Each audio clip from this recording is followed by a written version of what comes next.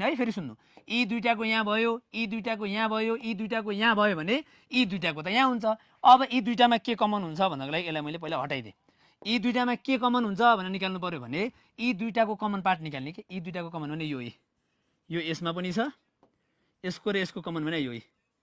ल यसको र यसको कमन हट्ने यहाँ गएर बस्ने कमन हट्दा के बाँकी रह्यो कमन हट्दा यो धर्को बाँकी छ यो धर्को बाँकी छैन यहाँ यो धर्को ट्याक्क आएर यहाँ बस्छ कमन यहाँ बाँकी छ यो धर्को आएर यहाँ बस्यो यसमा कमन के छ यो धर्को आयो यो धर्को आएर यहाँ बस्छ यस्तो बन्छ यो कुन छ बी छ एन्सर बी कमन कमन हट्यो यो धर्को र यो धर्को आयो यी दुईटा कमन हट्यो सेतो सेतो बाँकी छ सेतो टक्क आएर बस्दा के भन्छ बी अब हेर्नुहोस् यी दुईटा जोड्नुहोस् ट्याक्कै यो भन्छ के यी दुईटामा के कमन छ यसमा र यसमा के कमन छ त्यसलाई हटाउनुहोस् यही भन्छ नि त यो कमन छ होइन यो हटाइदिनुहोस् त यसलाई हटाउने हो भने यसको यो बाँकी यहाँ आएर बस्छ यसको यो माथि के गरेको रहेछ